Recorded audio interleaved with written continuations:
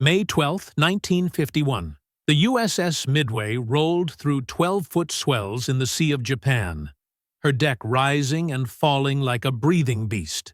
Through the salt spray and diesel smoke, Lieutenant Commander Lawrence Chambers watched another F-9F Panther slam into the deck barrier, its landing gear collapsing, fuel spraying across steel as deck crews scrambled with fire hoses. It was the fourth crash in 6 days, the seventh pilot lost in 3 months, and no one seemed to know how to stop it. The problem was killing the Navy's best, and everyone knew it. But knowing a problem exists and solving it are separated by an ocean of tradition, bureaucracy, and the deadly assumption that what has always been done must continue to be done. In 1951, carrier aviation stood at a crossroads. Jets had replaced propeller aircraft, bringing unprecedented speed and capability. But they also brought unprecedented danger. The landing speeds were higher, the margin for error was smaller, and pilots were dying at a rate that threatened the entire future of naval aviation. The statistics were grimly consistent. Between 1949 and 1951, the United States Navy lost an average of 43 pilots per year to carrier landing accidents. Not combat, not enemy action, simply trying to land on the ships they called home. The jets came in too fast, caught the wrong wire, missed the deck entirely, or touched down hard enough to shear landing gear and turn aircraft into tumbling wreckage. Each crash investigation produced the same conclusions: pilot error, poor visibility, difficult sea conditions. The recommendations were always the same: more training, better discipline, stricter procedures. Nothing changed. The crashes continued. Pilots approached carrier landings with controlled terror masked by bravado. They had been trained to trust their instruments, their training, their instincts. They had been taught that skill and courage could overcome any obstacle. But the reality of landing a jet on a pitching deck at night, in marginal weather, with fuel running low and nowhere else to go, revealed the limitations of human capability. Depth perception failed. Spatial awareness vanished. The deck rose and fell in ways that defeated calculation, and pilots died wondering what they had done wrong in the final seconds before impact. The man who would change everything was not an engineer or an admiral or a test pilot with decades of experience. He was a British Royal Navy officer named Dennis Campbell, and his radical idea emerged not from careful study, but from desperate observation. Campbell had watched too many good pilots die. He had attended too many funerals, and he had begun to suspect that the problem was not the pilots, but the method. Traditional carrier landing procedures required pilots to maintain a constant angle of descent while adjusting their speed and altitude based on visual reference to the deck. They flew their aircraft down an imaginary slope, making continuous corrections, relying on judgment and instinct to time their arrival perfectly with the deck's movement. It was a task that demanded perfect coordination of throttle, stick, and rudder while simultaneously processing multiple sources of visual information and compensating for wind, sea state, and aircraft performance. For propeller aircraft traveling at 90 knots, it was difficult but manageable. For jets traveling at 130 knots or more, it was nearly impossible. Campbell's insight was simple but revolutionary. Instead of asking pilots to control both their angle of descent and their speed simultaneously, what if they controlled only one variable while the deck crew controlled the other?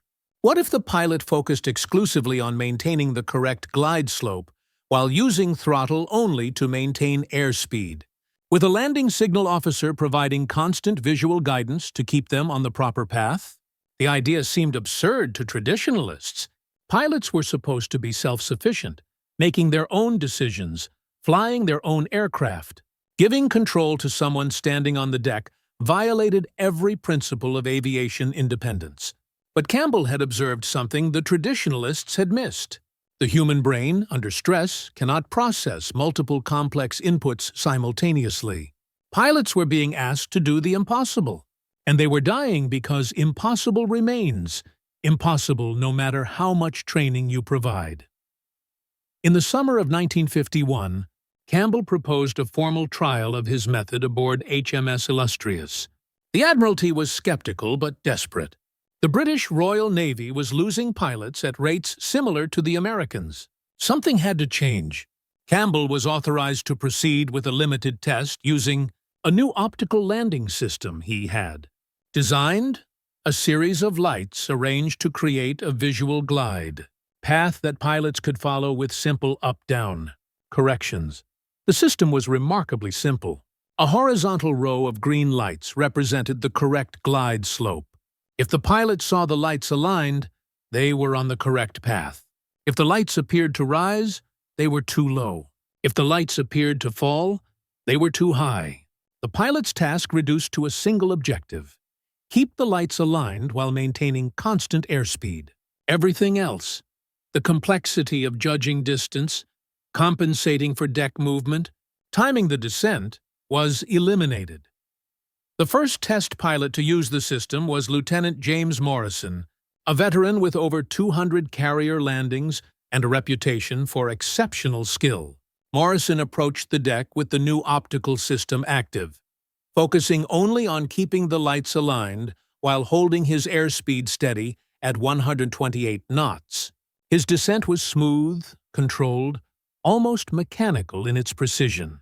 He caught the three-wire exactly as intended, his aircraft settling onto the deck with barely a jolt. Morrison climbed out of his cockpit and reported that the landing had been easier than any he could remember. Over the next 3 months, HMS Illustrious conducted over 800 landings using Campbell's system. The crash rate dropped by 76%.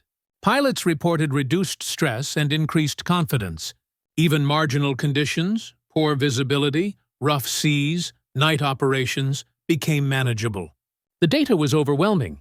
The method worked, but data alone does not change institutions, especially military institutions built on tradition and hierarchy. When Campbell presented his findings to the Admiralty in late 1951, he encountered immediate resistance. Senior officers questioned whether the system would work with different aircraft types. They worried about pilots becoming dependent on external guidance rather than their own skill. They argued that combat conditions might disable the optical system, leaving pilots helpless. Some simply refused to believe that something so simple could solve a problem so complex. Campbell's defense was pragmatic. We can continue training pilots to do the impossible and losing 40 per year, or we can acknowledge human limitations and design systems that work with those limitations rather than against them. The choice seems clear. The Admiralty authorized limited deployment. By early 1952, 3 British carriers had installed the optical landing system. The results remained consistent: dramatic reductions in landing accidents, improved pilot morale, increased operational tempo. Word began to spread through the naval aviation community. American observers attended demonstrations aboard British carriers and returned to Washington with detailed reports. The United States Navy's response was cautious but interested.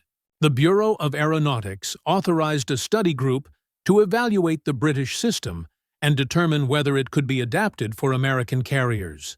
The study group was led by Commander Harry, a test pilot who had survived 3 carrier crashes and understood the problem intimately. Harry traveled to England in March 1952 to observe the system firsthand. What Harry witnessed convinced him completely. He watched pilots with minimal carrier experience land safely in conditions that would have been considered prohibitive under the old system. He spoke with pilots who described the profound psychological difference between trying to judge everything simultaneously and focusing on a single clear objective. He reviewed the accident data showing not just fewer crashes, but fewer close calls, fewer wave-offs, fewer incidents of pilots returning to base because they could not safely land. Harry returned to the United States with a conviction that bordered on religious fervor. The optical landing system, which was beginning to be called the mirror landing aid because later versions used mirrors to project the glide slope image, represented the most significant advancement in carrier aviation safety since the invention of the arrested landing itself. He presented his findings to the Bureau of Aeronautics with a simple recommendation: immediate adoption across the fleet. Once again, resistance emerged. American naval aviation had its own traditions, its own methods, its own pride. The suggestion that the British had solved a problem that had defeated American engineers was difficult for some to accept. Cost concerns arose. Training questions proliferated. Some argued that the system was unnecessary, that better pilot selection and more rigorous training could achieve the same results. But the crashes continued. In July 1952, the USS Essex lost 2 pilots in a single day to landing accidents. The next week, the USS Ticonderoga reported 3 crashes in rough weather off Korea. The evidence was mounting. The old methods were not sufficient for the new reality of jet aviation. In September 1952, the Navy authorized installation of mirror landing systems on 3 carriers as a trial program. The USS Antietam, USS Bennington, and USS Shangri-La would receive the equipment and training necessary to implement the new landing procedures. Pilots would be given comprehensive briefings on the system. Landing signal officers would be retrained to work with the new visual aids. Data would be collected meticulously to determine whether the British results could be replicated with American aircraft, American pilots, and American operational conditions. The USS Antietam received its mirror system in November 1952 and began operations in December. The transformation was immediate and dramatic. Pilots who had approached landings with barely concealed anxiety began to report them as routine. The learning curve for new pilots shortened significantly. Operations in marginal weather conditions became possible where they had previously been prohibited. And most importantly, the crashes stopped. By March 1953, the 3 trial carriers had completed over 4,000 landings using the mirror system. The crash rate had dropped by 81% compared to the same period the previous year. Even more remarkably, the rate of successful first-pass landings increased from 62% to 93%. Pilots were not just landing more safely, they were landing more efficiently. The symbolic object that came to represent this transformation was the mirror itself, specifically the curved Fresnel lens that projected the glide slope indicator visible to approaching pilots. The lens was neither complicated nor expensive. It was simply a piece of precisely shaped glass that bent light in a specific way. But that simple piece of glass represented a fundamental shift in philosophy. From expecting human beings to overcome their limitations through willpower to designing systems that accommodated those limitations through intelligence, pilots began to develop an almost superstitious attachment to the mirror. They would check its alignment before every mission. They would study the light pattern during briefings. Some admitted privately that they had lost confidence in their ability to land without it. Critics seized on this admission as proof that the system was creating dependency. Supporters countered that dependency on a safety system was preferable to dead. Pilots. The debate ended abruptly in July 1953, when the Navy released comprehensive accident data, covering 18 months of operations. Carriers equipped with mirror landing systems had experienced 8 landing-related fatalities during that period. Carriers without the system had experienced 61. The numbers were undeniable. The Bureau of Aeronautics issued a directive requiring all fleet carriers to be equipped with mirror landing systems by January 1954. The implementation was not seamless. Some pilots resented being forced to use a system they considered unnecessary. Some landing signal officers struggled to adapt their techniques to the new procedures. Some deck crews complained about the additional equipment requiring maintenance and calibration. But the crashes continued to decline. By the end of 1954, the Navy's carrier landing fatality rate had dropped to levels not seen since the propeller era. The impact extended beyond mere statistics. The psychological transformation among pilots was profound. The terror that had shadowed carrier operations began to lift. Young pilots joined squadrons without the assumption that carrier landings represented the most dangerous part of their job. Experienced pilots stopped quietly updating their wills before deployments. The culture began to shift from fatalistic acceptance of losses to genuine expectation of survival. Dennis Campbell, the British officer whose observation had started it all, was awarded the Air Force Cross in 1954 for his contribution to aviation safety. He accepted the honor with characteristic modesty, insisting that he had simply applied common sense to a problem everyone had overcomplicated.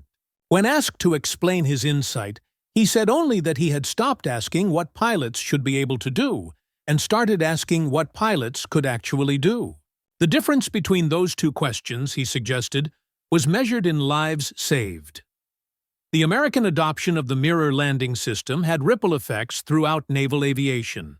If human limitations could be acknowledged in landing procedures, perhaps they could be acknowledged elsewhere. Cockpit design began to emphasize ergonomics and reduced workload. Training programs started to focus on managing task saturation, rather than simply demanding more from pilots. The entire philosophy of naval aviation shifted incrementally toward systems that worked with human capabilities, rather than against them. By 1960, every carrier in the United States Navy operated with mirror landing systems. The technology had evolved. The mirrors had been refined, the lights had been improved, backup systems had been added.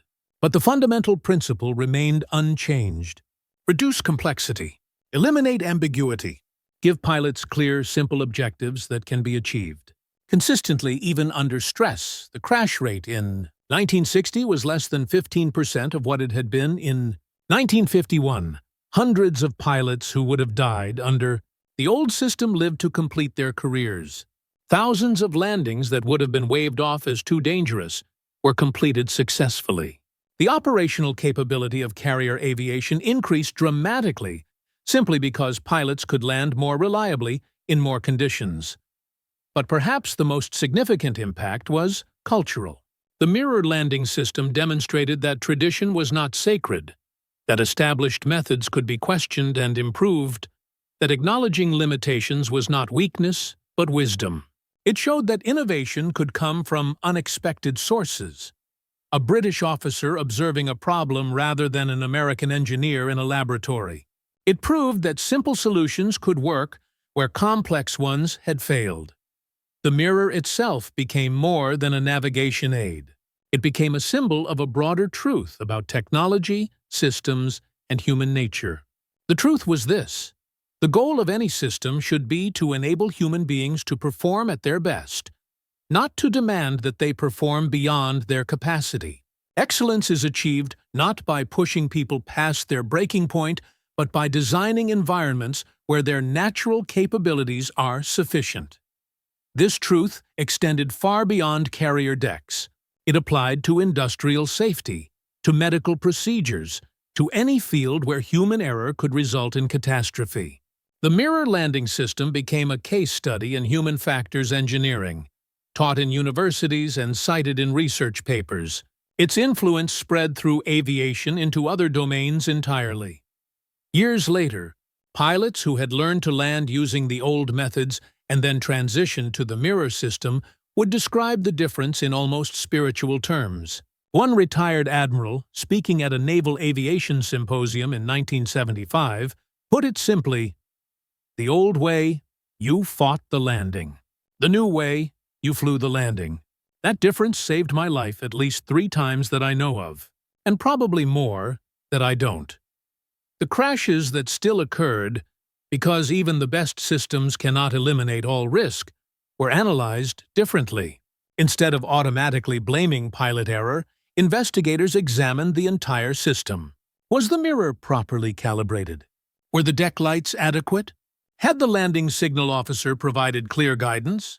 The questions shifted from what did the pilot do wrong to what systemic factors contributed to this outcome. The change was subtle but profound. By the 1970s, a new generation of pilots had never known carrier aviation without mirror landing systems. For them, The terror their predecessors had experienced was historical curiosity. They learned the statistics, the crash rates from the early 1950s, the mortality numbers, the desperate search for solutions. But they could not quite internalize the reality of landing a jet on a carrier at night without visual guidance, without clear indication of glide slope, without anything but their own judgment and the vague gestures of a landing signal officer on the deck. The old pilots would sometimes try to explain. They would describe the feeling of descending through darkness toward a tiny rectangle of light, unable to judge distance or rate of descent, making constant corrections based on feel and prayer. They would describe the sickening realization that they were too low or too high, and the frantic effort to correct before impact. They would describe the friends who had not corrected in time. The young pilots would listen politely, but without the visceral understanding that comes only from experience. And that was exactly the point. The mirror landing system had broken the chain of experience that linked carrier aviation to inevitable loss. It had created a future where pilots could have entire careers without watching friends die in landing accidents. That future had seemed impossible in 1951. By 1975, it was routine. Dennis Campbell retired from the Royal Navy in 1965. He never sought credit for the transformation he had initiated. When interviewed by aviation historians, he consistently deflected praise, insisting that any competent observer would have reached the same conclusions. The problem had been obvious. The solution had been obvious. The only mystery, he suggested, was why it had taken so long for obvious solutions to be implemented. But those who had lived through the transformation understood the truth. Obvious solutions are only obvious in retrospect. In the moment, they require someone willing to question assumptions, challenge traditions, and propose ideas that sound absurd to experts. Campbell had possessed that willingness. He had observed, thought, and acted, and thousands of pilots had lived because of it. The Fresnel lens mirrors that had first appeared on British carriers in 1951 remained in service on American carriers into the 21st century. The technology was updated, refined, digitized, but the core principle, providing pilots with clear, unambiguous visual guidance for maintaining the correct glide slope, remained unchanged. It had worked in 1951, it still worked 70 years later. On modern carriers, young pilots still trained with the mirror system. They still learned to keep the meatball, the centered light that indicated correct glide slope, aligned with the horizontal datum lights. They still responded to landing signal officer calls of Roger Ball, confirming that they saw the visual guidance. The terminology had not changed. The procedures had not changed fundamentally, because what works needs no improvement beyond refinement. But fewer and fewer people remembered why the system had been necessary. The crashes it had prevented were not recorded. The pilots it had saved did not know they had been saved. The terror it had eliminated existed only in historical records and the fading memories of veterans who had known both the old way and the new, that forgetting was both the system's greatest success and its greatest danger. Success because it meant that landing on carriers had become routine enough to be taken for granted. Danger because what is taken for granted can be discarded as unnecessary. Periodic proposals emerged suggesting that modern pilots, with better training and superior aircraft, no longer needed visual landing aids. Each proposal was quietly shelved after analysis showed that removing the mirror system would result in exactly what happened when it was introduced: more crashes, more deaths, more pilots lost to entirely preventable accidents. The mirror's legacy extended beyond the lives it saved directly. It created a template for addressing seemingly intractable problems in complex systems. When faced with persistent failures despite training and discipline, the solution might not be more training or stricter discipline. The solution might be acknowledging that the task as designed exceeds human capability and redesigning the task to fit human limitations. This insight revolutionized fields far removed from carrier aviation. Medical procedures were redesigned to reduce cognitive load on surgeons. Nuclear power plant controls were simplified to prevent operator error. Commercial aviation adopted similar visual landing systems for all-weather operations. The principle: design for human. Capability rather than demand superhuman performance became foundational to modern safety engineering, and it all traced back to a British naval officer watching pilots die and asking a simple question: what if we're asking them to do something impossible? The answer to that question, refined through mirrors and lights and thousands of successful landings, was written in negative space. It was written in the crashes that did not happen, the funerals that were not held, the families that were not destroyed. It was written in the routine professionalism of carrier operations, in pilots who completed careers and retired to teach the next generation, in the quiet confidence of knowing that skill and technology had together tamed one of aviation's deadliest challenges. On still nights, when carriers sat steady in calm seas and pilots landed in conditions that would have been considered perfect in any era, the mirror system might have seemed unnecessary. The lights glowed steady. The deck remained level. The landings proceeded without drama or difficulty. And in those moments, it was easy to forget that perfection is rare, that conditions change, that the sea does not remain calm, and the night does not always offer visibility.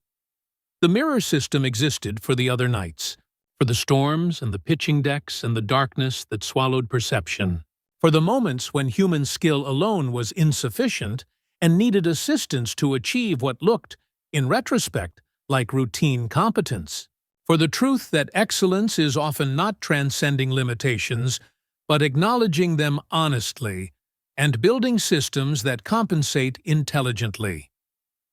Dennis Campbell died in 1994, largely unknown outside naval aviation circles. His obituary in the Times of London was brief, noting his service and his contribution to carrier landing safety without elaborating on the significance of that contribution. But on carriers around the world, pilots continued to use the system he had pioneered. They caught the three-wire and taxied clear, and never knew the name of the man whose insight had made their survival routine rather than miraculous. And perhaps that was the highest honor. Not monuments or fame, but the quiet continuation of work well done. Not recognition, but results. Not celebration of the innovator, but the seamless integration of the innovation until it became invisible, indispensable, assumed. The Fresnel lens glowed on carrier decks, bending light into guidance, transforming impossibility into routine, saving lives that would never know they had been saved. And in that glow, in that simple application of physics to psychology, in that acknowledgement that humans need help to consistently achieve what sometimes seems simple, lay a truth larger than aviation, larger than the Navy, larger than any single innovation. The truth was this: wisdom lies not in demanding that people overcome their nature, but in designing systems that work with that nature. Excellence emerges not from superhuman effort, but from intelligent support of human capability. And progress comes not from rejecting limitations, but from understanding them so clearly that they can be transcended not through willpower, but through design. The mirror had taught that lesson, and the lesson remained, glowing steady in the darkness, guiding pilots home.